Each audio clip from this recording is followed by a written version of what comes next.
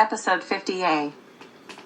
January 1st to February 6th, 2023 Residents Against Wood Smoke Emission Particulates, RAWSEP Residents, News.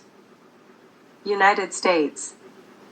Mary in the Midwest, Noel in the Northeast, and Wendy on the West Coast all submitted comments on January 6, 2023, the first day the 90-day comment period began, on the Environmental Protection Agency, EPA, proposal to lower the particulate matter of 2.5 micrometer size, PM2.5, from 12 micrograms per meter cubed to 8 micrograms per meter cubed, to be nearer to the World Health Organization, WHO, standard of 5 micrograms per meter cubed. Wood smoke is 90% PM2.5. PM2.5 is the perfect size to infiltrate the human lung, setting off a cascade of human health problems. Cameron in Canada created a poster about how to submit comments. Online articles about the EPA change to particulate standards were from Forbes, J.D. Supra, The Enlightened Mindset, RSC Publishing, Foley and Lardner, LLP, The Augusta Chronicle, EHS Daily Advisor, Mondac, Nature World News, Sportskeeda, Phys.org, National Catholic Reporter, SciTech Daily, American Public Power Association, Helio, Inside Climate News, The Lancet, a medical journal, The Daily Universe, and the Union of Concerned Scientists. Also in the United States, Air Quality News had an article on wood burning is a major source of fine particulate matter, which is one of the most harmful pollutants, yet people's awareness of this impact is low. Carrie from Canada commented on that article, from her own experience. There were several research papers online about the harmful effects of PM2.5. Wood smoke consists of 90% PM2.5. PM2.5 exacerbates Alzheimer's disease, asthma, chronic obstructive pulmonary disease, COPD, impaired chest performance, hypertension, kidney disease, nuisance odor, psoriasis skin condition, and impaired running performance. Residential wood burning also interacts with and worsens wildfires. Temperature inversions in winter also exacerbate the effects of PM2.5 on residents who have to cope with the pollution of their neighbors' burning wood. In the United States, many states had issues with residential wood burning and the resulting PM2.5 pollution. States that did not report stories about wood smoke pollution reported stories on residential fires caused by use of wood-burning stoves. In Alabama, cancer-causing compounds were found in the burning of a landfill. In Indiana, a faulty wood-burning stove is likely to blame for the death of 3 residents. In Kentucky, a home caught fire after an issue with the home's wood-burning stove, taking with it all of the owner's personal belongings. In Nebraska, a fire believed to be caused by a wood-burning stove engulfed a shack or workshop and killed 1 resident. In New York State, a wood-fired pizza business and several neighboring businesses had fire and smoke damage and were forced to close. In Oklahoma, fire officials said a man was killed in a fire.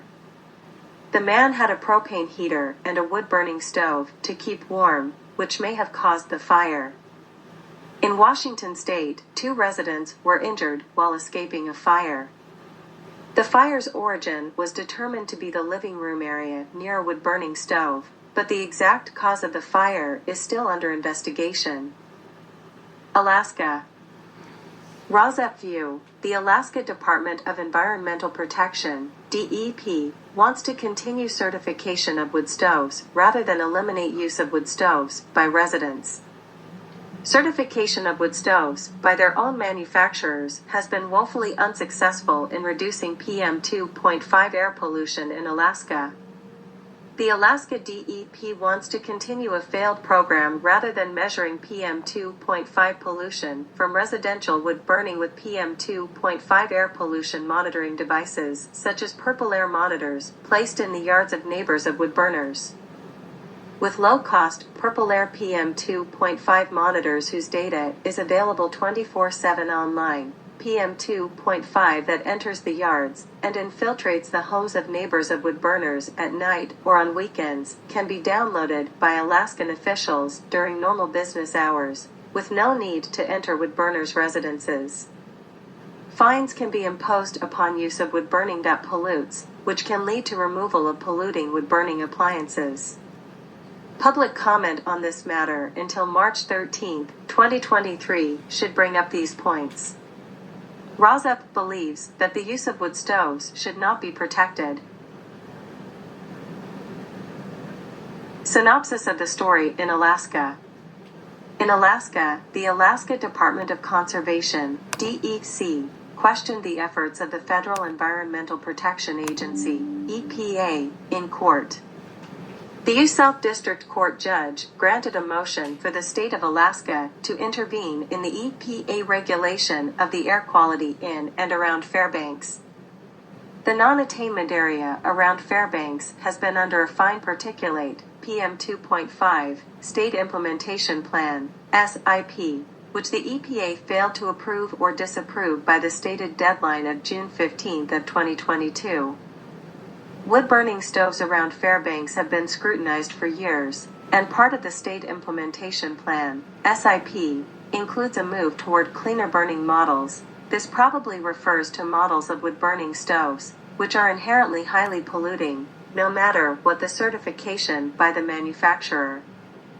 These devices contribute nearly 90% of the health-threatening pollution that disproportionately impacts vulnerable populations, the Alaska DEC release said.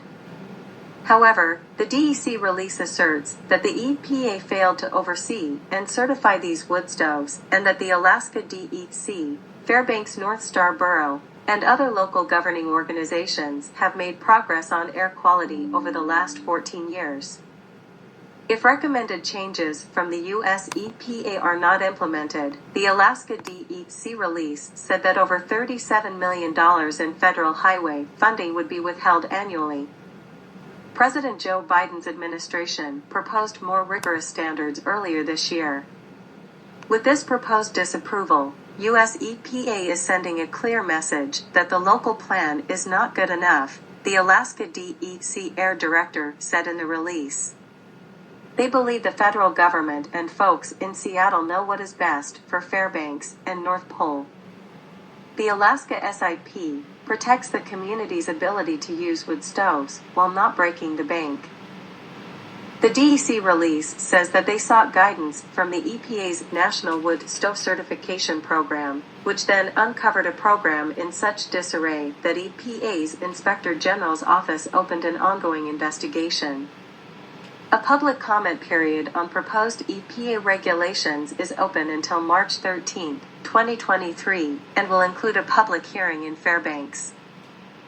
Episode 50.